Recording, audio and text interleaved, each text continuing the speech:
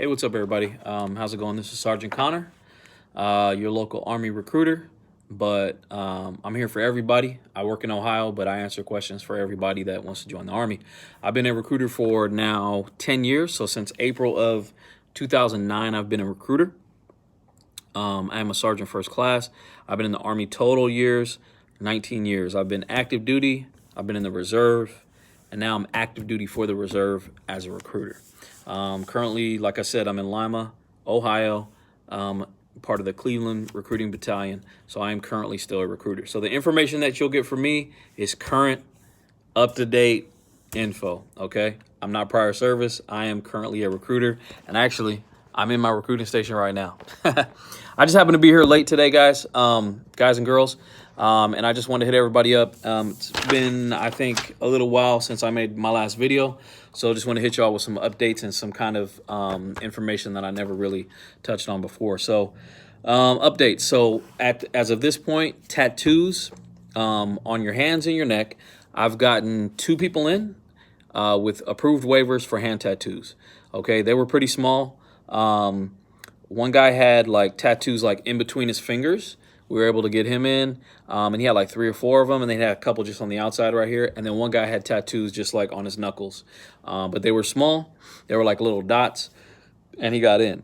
I haven't had anybody apply yet that has neck tattoos, but we do have like like memos that come out that they are approving waivers for people with neck tattoos. Now, if your tattoo covers your whole neck, I can tell you it's probably not going to happen. If your tattoo's covering your whole hand, it's probably not going to happen, okay? So you need a tattoo that's kind of small. If you have questions about that, you can always call. You can always text me. My phone number is 419-905-4477. That's my government cell phone. And usually when y'all call me sometimes from different states, whatever, that's totally cool. I ask you to send me a picture of your tattoo. And then that way I can give you a clearer idea if, hey, you need to go talk to a recruiter right now, or you might need to want to get that removed, or, change, your desire to go to the military. Of course, I don't want if anybody wants to serve their country, I want you to be able to do it. So some of you may need to get tattoos removed. Anyway, so just put that out there so that everybody knows that if you do have a tattoo that, is on your hands, head, neck, or face, you may be able to get it qualified. You need to just hit me up first, and then I'll let you know if there's a chance, and then you can go talk to your local recruiter. All right. Today, what I wanted to hit on is a program called ACASP, okay? It's a program that the Army has that if you previously have like some job skills in certain jobs that we have, you can go, basically, you just go straight to basic training, and then you don't have to go to school training for that job, okay? You can go straight to basic training and then straight to that job, all right? Because you already know how to do the job. So for example, if somebody comes to me and they have no experience in any job and they want to be a mechanic, they take the ASVAB, they take the physical, I get them a mechanic job, they do basic training, and then they go to mechanic school, okay? If you are already a mechanic, right? Say you got some, let me read off here. So, because I just did this for a kid a couple months ago. He's 18 years old. He went to a school. He went to like a STEM school where they teach you vocational trades. He had what was called ACE certifications, all right? And he was able to use those to go straight from high school, straight into the Army, basic training, and then straight into a mechanic job. He did not have to do any extra training. Everybody that joins has to do basic training. But after that, usually you go to school for the Army. He didn't have to do none of that. On top of that, he got to pick his duty station. He picked Fort Campbell, Kentucky, and he got a $14,000 cash enlistment bonus. And that's why I'm sharing this with y'all, because a lot of people don't know some of the programs we have. And to be honest, a lot of recruiters don't advertise these programs because they're not really, they don't have the knowledge, or maybe even they haven't done the research to go ahead and put some of these jobs in, A lot of times, recruiters may be trying to get just that quick, enlistment. But really, if you put the time in and you spread, you look it up and you do, research on programs that we offer, then you can expand your actual enlistments. You can get more enlistments this way. And then also this way, us as recruiters, we can offer you better opportunities for this kid. If I didn't know about this program, he would have still joined, but he would have had to go to school and he would have got paid less. He wouldn't have been able to pick his MOS. I mean, there's all kinds of advantages that come with this program. The other advantage that comes with the program is you go in as an E4, okay? So versus if that kid was 18 years old, join the Army, if he didn't have those certifications and all that, he has to join as an E1, okay? You join as an E4, right? That's basically being promoted 3 times already before you even do anything, okay? And you get paid more as an E4, okay?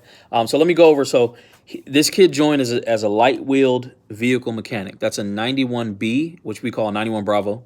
So basically, he's a mechanic of all of our light-wheeled vehicles. We have like track vehicles. We have the big engineer vehicles and stuff like that. But he'll be working on light-wheeled vehicles. So it's exactly what he did in his personal life. Working on his dad's cars and stuff like that. And it's exactly what he learned at one of our local schools. What's required for this is you must have 2 years of experience or a combination of formal training and experience totaling 2 years in the maintenance and repair of gasoline, diesel, electric powered light and heavy wheeled vehicle equipment. Now, what does that mean? Say you work at Autolube, all right? You changing oils and, are doing all that stuff for people. Guess what? If you've been doing that for 2 years and you have some experience, I could probably get you this job, okay? Okay. Now, that's just one of the qualifications. Another thing you have to be certified as a civil service rated wheel vehicle repairman or possess 2 or more automotive service excellence certificates in the automotive truck area, okay? So those are those ACE certificates I was talking about earlier. Say you come to me and you're like, I got 2 years. I've been working in the mechanic shop in my school for 2 years. I got these ACE certifications through my school. Guess what? You could join, okay? You could be 18 years old and you can get this program, okay? You can be a senior in high school. Once you graduate, you go off, okay? You can be a graduate. We got a school out here called UNOH. It's a University of Northwestern Ohio. I think that's what it is. And a huge people come to this school from all around the country and actually different countries because it's an auto tech school. They teach diesel. They actually have a racer, like they race cars and stuff like that. They teach about all that stuff, like high performance. They also have robotics classes. Really cool university with great programs. But the cool thing about that is, say you go to that university, you're going there for a year, you're paying your money, stuff like that. You get a couple of ACE certifications, and you're like, you know what? College is a little expensive, or maybe this is not what I wanted. You can come join the Army as an E4 and immediately start making money for us. Most likely more money than you get paid coming out of college with no experience, okay? No experience applying for a job working at wherever. So I just want to put this out there because I want people to take advantage of this program. Besides auto, there's medical jobs, nutrition care specialist, cardiovascular specialist, radiologist, pharmacy. So if you have previous experience in any of those jobs, guess what? Go to your recruiter, prove that you got a minimum of 2 years. Some of them don't even require 2 years, but prove to them that you have some experience in these positions and ask them about the ACASP program. That's ACASP. Tell them to look it up, okay? And the DAPAM, you're not going to know what that is, but your recruiter will. And they'll be able to tell you, hey, look, yeah, you're qualified or no, you're not qualified. You will have to provide documentation that says that, hey, you went to school for this and you have the certification, and your employer, writes a letter that says that you've been working in this job for a long time. For example, 68M, which is 68 Mike, nutrition care specialist. Guess what you need for this? Got to have 2 years of experience. I'm reading this off of here. You got to have 2 years of experience or combination of formal training and experience totaling 2 years doing this. I'm going to read this to you. You got to have 2 years preparing hospital meals, special foods, formulas, or nourishments, or be a graduate of an approved dietetic assistant or dietetic technician program. Let me explain this to you right here. Say you work in a hospital and you're a STNA, or you're just like a medical assistant somehow, right? And you work in, not even a hospital, say you work in an old folks home, okay? And part of your job is preparing the hospital meals, preparing special foods and formulas and nourishments for the elderly people that live in that hospital slash hospice or whatever they call it, right? Take that experience, go give it to your recruiter and say, look, this is what I've been doing for freaking 2 years. Guess what he can do? He or she, your recruiter, they can get you this job, okay, automatic, all right? And all you have to do is do basic training. And for this job, you got to go to food service training. But after you graduate that, you'll be a nutrition care specialist for the United States Army. And let me tell you, that's a really cool job, okay? It's not like your infantry job. It's not like combat job. You're going to be working in a hospital. You're going to be helping people out. And all you're going to be doing is working on nutrition care, okay? And the Army can send you throughout your nutrition care career to different, to different courses. You could become a registered dietitian. I mean, there's all kinds of opportunities here. But if you got that experience, hit up your recruiter, see what they have to say, and see if you can get this job. Okay. Now, of course, for all these ACASP jobs that you might be applying for or that you might be qualified for, you still have to pass the ASVAB. Okay. You still got to pass the qualifications for that specific job you're trying to get. Okay. So for example, you come to me and you're like, yeah, I got these A certifications. I want to be a light wheel vehicle mechanic. I got 2 years experience. I've been doing this for a minute.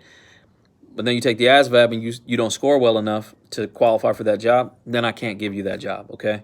So make sure that you study up and you see what you need to score on the ASVAB to be able to get that job, all right? Let me give you another example real quick while I got you.